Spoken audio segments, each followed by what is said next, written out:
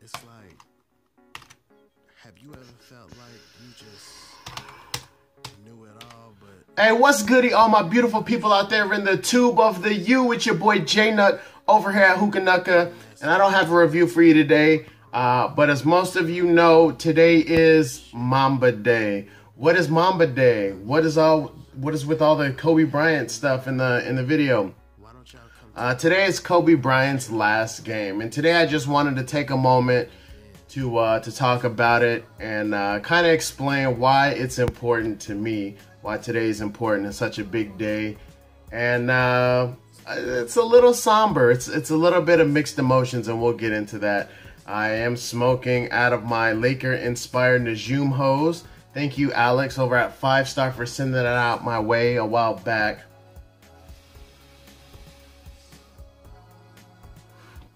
Kept it a little old school. Went with my very first KM hookah with the Lotus Tray. Alien Bowl, 3 Dashini Cube Coals. So there's our hookah moment, I guess. And I'll be smoking a little bit through this. And I'm working right now, but I just wanted to take some time while it was fresh, you know. Like I said, kind of a somber day. and oh yeah, when we get back, you have the option to come back. 5 rings right there for Kobe, because he won 5 rings. For me, it's only Wow, man. Mamba Day, 4/13/16. So, number one, today is going to be a day Nike's going to celebrate forever. Every 4/13 will be Mamba Day. Very similar to how every 3/26 is Air Max Day, because that's the first time the Air Max 1s released. That's the day they released.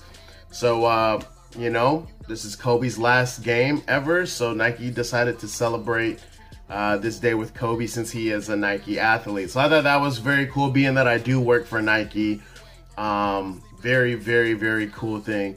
Now, growing up, my dad was a huge Lakers fan. This started with the Showtime Lakers, you know, the days of Magic Johnson and, you know, Kareem and Worthy and Cooper and Thompson and just all the Laker greats, man, of that era. Pat Riley coaching them on. It started very early. Now, I was young when the Lakers won their championship in 1982 when I was born. So yeah, I'm old, guys. I don't know if you all knew that, but I'm pretty old. So when I was born, the Lakers won the championship in 1982, and I believe my dad started watching them heavily the year I was born. So as I was growing up, I kind of just was watching the Lakers. I don't remember too much of the Showtime Lakers as far as watching it live, but I definitely watched like on, you know, ESPN Classic, and I've watched the great games and stuff like that growing up, and I just began to love the Lakers, man. And so that's kind of how it all started for me as being a Lakers fan. And then Kobe Bryant came into the scene, man. Whew. And a lot of people older than me have this nostalgia with Michael Jordan.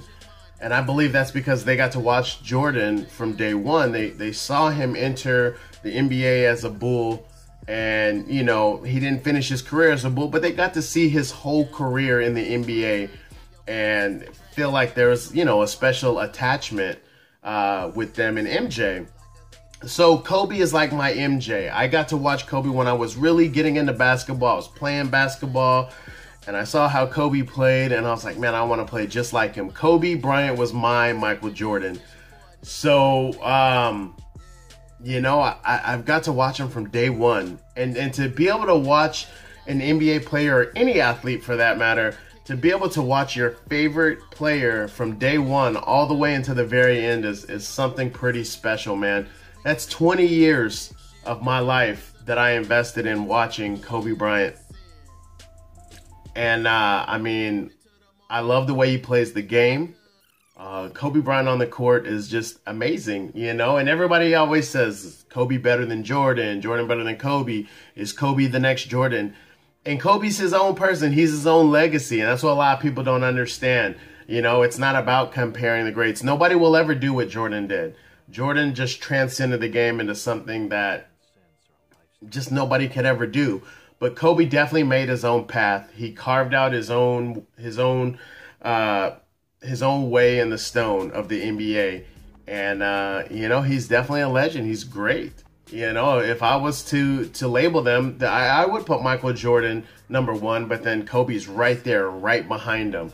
So you know, it's gonna be fun to see who actually is that next person. I think it's probably, you know, LeBron, even though he's been in the league for a while, but Kobe's kind of passing the torch on to LeBron, I guess. Some people would say LeBron already took it, but you know, if you want to go by jersey sales, popularity around the world, Kobe really does have that over LeBron. He's really an ambassador for the NBA globally.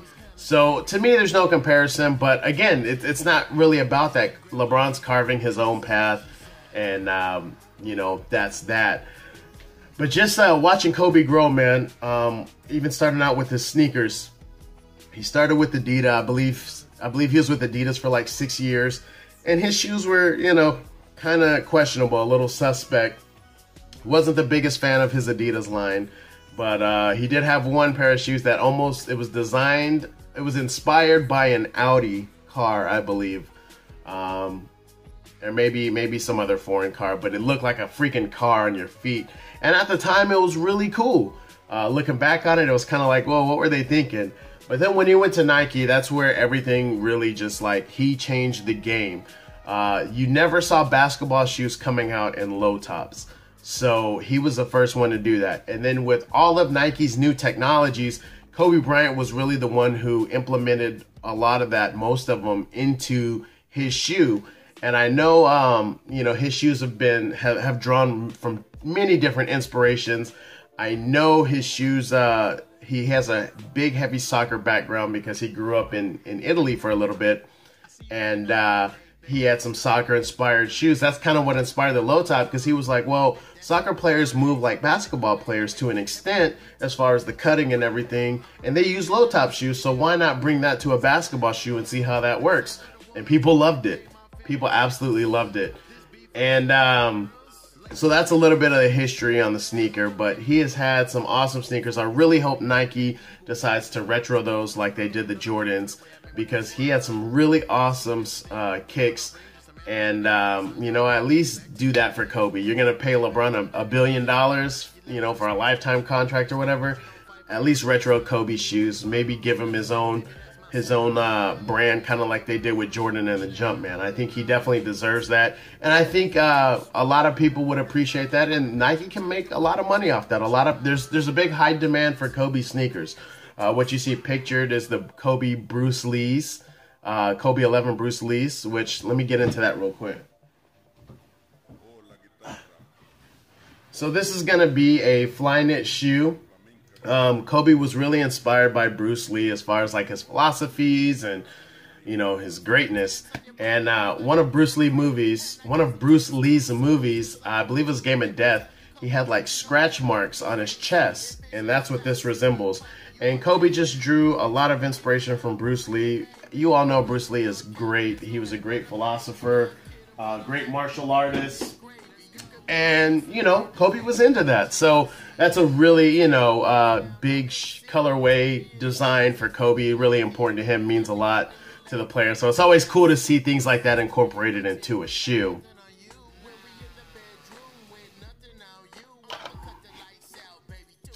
But kind of backtracking on why today's so important to me, is because, like I said in the beginning, you know, I got to watch Kobe from day one, and now I get to watch him to the very end. And just to watch him grow, like in his basketball game, his sneakers, just the evolution of everything was really, really cool. I think that's something that's underrated.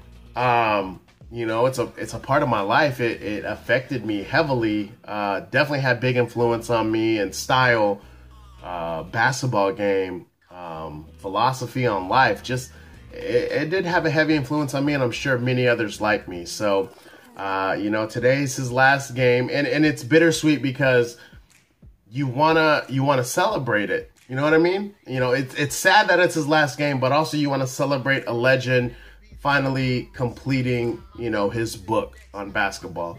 Now, Kobe's definitely going to go on to do great things. He's a very intelligent guy. I know he speaks 3 languages fluently, and I think he speaks a total like 5 or 6 languages altogether, but 3 of them fluently, being Italian, Spanish, and of course English. And I think he speaks a little bit of French and some other stuff, but he's a very intelligent individual. So I know he's going to do great things, so I don't fear for Kobe that way. I'd love to see him on TV, but I feel like he's capable of doing greater things. So, but yeah, man, I mean, it shouldn't be a sad day. This should be a day of celebration.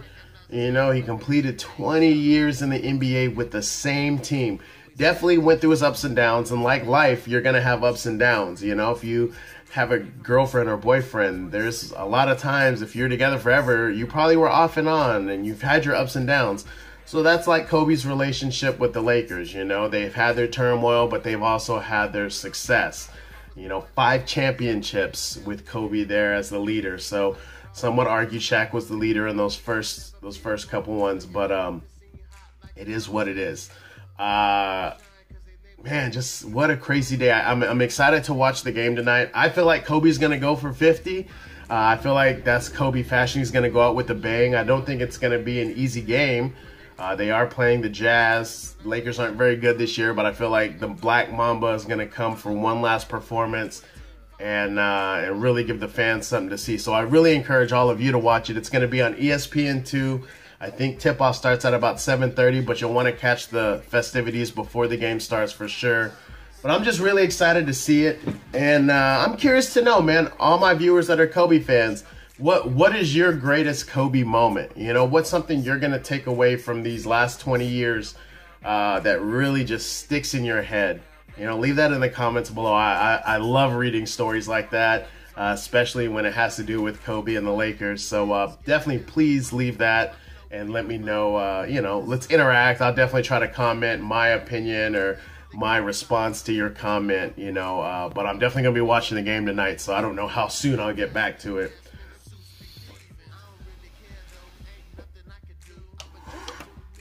One of my favorite Kobe memories, though, would have to be, being that I live here in Phoenix, Arizona, we were playing the Suns in a playoff game, and the Suns ultimately ended up beating us. This was that year that they should have won it all, but they got cheated out of it from the Spurs, but we won't get into that. But I remember I was at a bar, and I was the only Laker fan in there, right? And I was in the south side of Phoenix, so I was in some pretty dangerous territory, but I didn't care. I just wanted to go support my boy. And everybody was talking crap. They were giving me dirty looks, and I was like, okay, whatever, you know, we'll see what happens in the game. And they were so confident that they were going to win. And that's the game. At the very end, you know, it was so close of a game, and it was ups and downs, and Kobe was just going crazy. And then at the very end, he hits that game winner, pulls his jersey to the side, and he's just sitting there like that. And I was in there celebrating, and I remember everybody in that bar that was talking crap turned to me, either shook my hand, high-fived me, gave me the respect for coming in there and being a true Laker fan, and they knew they were going to win the series. But they definitely gave me respect. I got a couple drinks were bought for me, and it was really crazy, and I didn't expect that. But I'll never forget that moment. It was such a powerful moment, not so much in the series, but for Kobe's career and for me living out here in Phoenix. It was just such a cool moment. I'll never forget that ever. But Kobe's had tons of great moments. I think one of my other favorite moments is when he was playing the Blazers. I don't remember what year it was, but if you go on YouTube and you search Kobe Bryant game winner versus the Trailblazers, or comeback versus the Trailblazers, it is an incredible comeback led by Kobe, and oh my God, that's just his greatness right there. In one sitting, one viewing, you could see how great Kobe really is, and just take that and expand that across a 20-year career. That's Kobe Bryant. So it has been a little sad to see him go out the way he's going out, with the Lakers being as bad as they are. But it's been really cool to see him have this farewell tour, kind of like Derek Jeter got his last year with the Yankees. So I think that's really cool. I love how the whole league is showing their respect to Kobe, paying their respects.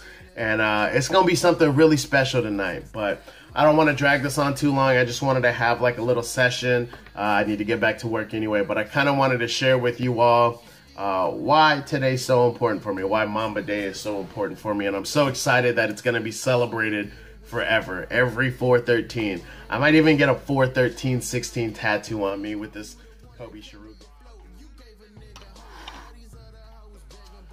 But yeah, so that's the video. I hope you enjoyed it. Like I said, that's just, you know, it's a very important day to me, and I might get a little emotional during the game tonight, knowing that this is the last time I'm gonna see him in live action. So I'm curious to see who's the next Kobe Bryant, who's the next great Laker, not the next Kobe, because there'll never be a next Kobe, but who the next great Laker is gonna be. Is it gonna be Jordan Clarkson? Is it gonna be Julius Randle? Is it gonna be D'Angelo Russell? Who knows? But I'm excited to see who that next big Laker is going to be, and who's going to lead us into glory like Kobe did.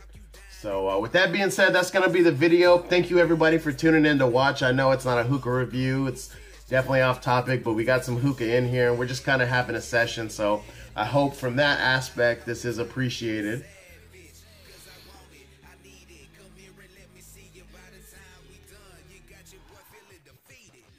And, you know, I just wanted you all to kind of have a chance to get to know me and get to know this basketball side of me. And, you know, want to talk about my favorite basketball player ever, Kobe Bryant, the Black Mamba.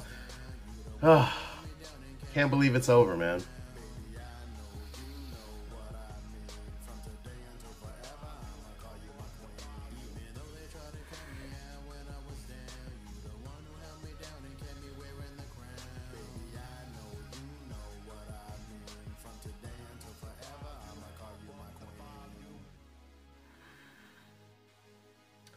Yeah, so that's going to do it, man. I might go ahead and get out of here and get back to work. But